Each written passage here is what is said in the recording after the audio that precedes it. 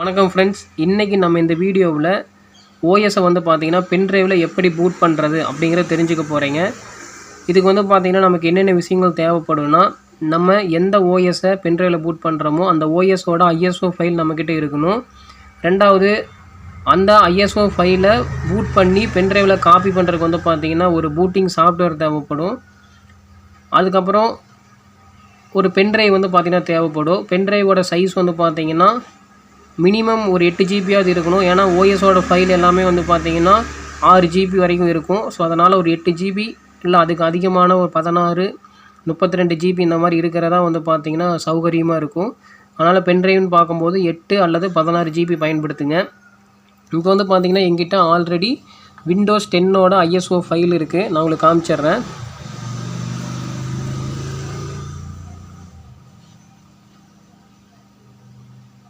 Friends, இதுதான் வந்து பார்த்தீங்கன்னா நம்மக்கிட்ட இருக்கிற விண்டோஸ் 10ஓட ஐஎஸ்ஓ ஃபைலு. நீங்கள் டவுன்லோட் பண்ண ஐஎஸ்ஓ ஃபைல் வந்து பார்த்தீங்கன்னா இந்த மாதிரி தான் இருக்கும். இந்த ஃபைலை எந்த வெப்சைட்டில் டவுன்லோட் பண்ணணும், இல்லை எப்படி டவுன்லோட் பண்ணணும்னு நான் வந்து உங்களுக்கு இன்னொரு வீடியோவில் சொல்லித்தரேன். அர்ஜெண்ட்டாக உங்களுக்கு இந்த விண்டோஸ் 10, 7, 11 இந்த மாதிரி லினக்ஸு இதோட எந்த ஐஎஸ்ஓ ஃபைல் தேவைப்படுது அப்படின்னாலும் என்னுடைய வாட்ஸ்அப் நம்பருக்கு வந்து பார்த்தீங்கன்னா மெசேஜ் பண்ணுங்கள். கண்டிப்பாக நான் லிங்க் சென்ட் பண்ணுறேன். அதில் போய் டவுன்லோட் பண்ணிக்கோங்க. இல்லை சிடியாக வேணும் கொரியர் பண்ணுங்கள் அப்படின்னாலும் நான் சிடியாக வந்து பார்த்தீங்கன்னா உங்களுக்கு கொரியர் பண்ணுறேன். அடுத்தது வந்து பார்த்திங்கன்னா இந்த ஐஎஸ்ஓ ஃபைலை நம்முடைய பென்ட்ரைவில் வந்து பார்த்திங்கன்னா பூட் பண்ணுறதுக்கு நமக்கு ஒரு பூட்டிங் சாஃப்ட்வேர் தேவைப்படும். அந்த பூட்டிங் சாஃப்ட்வேர் வந்து பார்த்திங்கன்னா இந்த சாஃப்ட்வேர் தான், ரூஃபஸு. இந்த ரூஃபஸ் சாஃப்ட்வேரை பயன்படுத்தி தான் நம்ம என்ன பண்ண போகிறோம்னா அந்த ஐஎஸ்ஓ ஃபைலை பென்ட்ரைவில் பூட் பண்ண போகிறோம். இப்போ இந்த ரூஃபஸ் சாஃப்ட்வேர் மேலே ரைட் கிளிக் பண்ணிவிட்டு ரன் as அட்மினிஸ்ட்ரேட்டர் கிளிக் பண்ணுங்கள். கிளிக் பண்ணிங்கன்னா எஸ்ஆர் நோ கேட்கும், எஸ் கொடுத்துக்குங்க.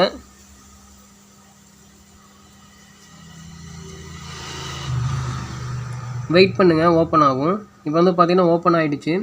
இதில் ஃபஸ்ட்டு பார்த்திங்கன்னா டிவைஸ் அப்படிங்கிற இடத்துல நம்முடைய பென்ட்ரைவோட நேம் காமிக்குது. அதை கரெக்டாக செலக்ட் பண்ணிக்கங்க. நீங்கள் மாற்றி செலக்ட் பண்ணிட்டீங்கன்னா உங்களுக்கு என்ன ஆகும்னா அந்த நீங்கள் செலக்ட் பண்ணுற அந்த டிவைஸை வந்து பார்த்திங்கன்னா ஃபார்மேட் பண்ணிவிட்டு தான் ஓஎஸை பூட் பண்ணும். ஸோ அதனால் நீங்கள் கரெக்டான பென்ட்ரைவ் நேம் தான் செலக்ட் பண்ணிக்கணும்னு பார்த்துக்குங்க.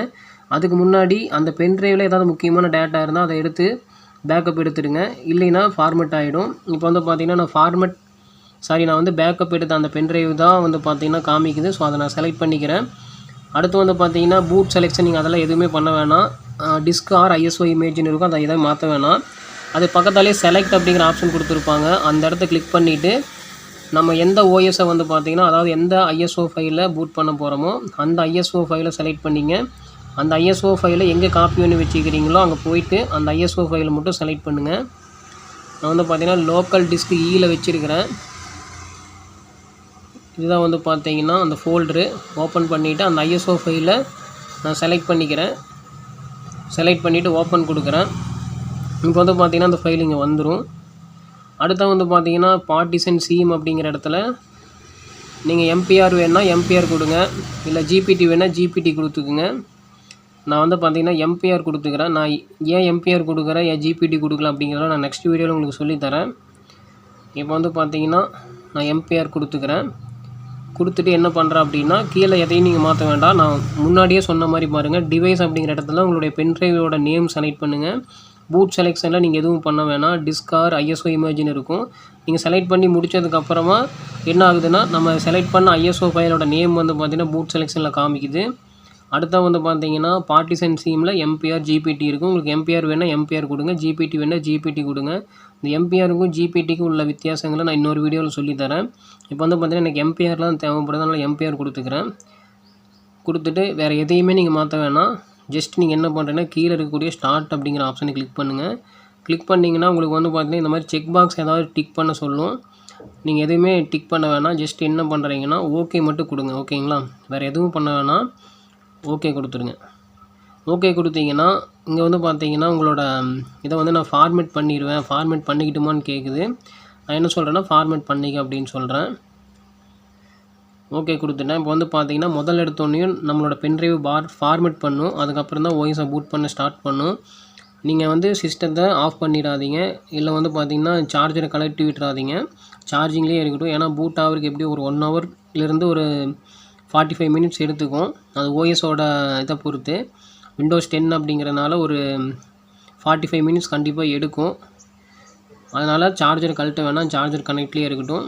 இப்போ நீங்கள் வேறு ஏதாவது வேலை இருந்தால் நீங்கள் செய்யறதுனா செய்யலாம்.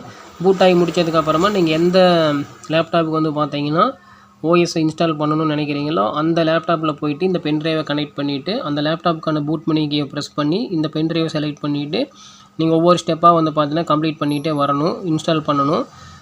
கடைசியாக வந்து பார்த்தீங்கன்னா உங்களுக்கு விண்டோஸ் இன்ஸ்டால் ஆகி முடிச்சுட்டு உங்களோட டெஸ்க்டாப் விண்டோ ஓப்பன் ஆகிடும்.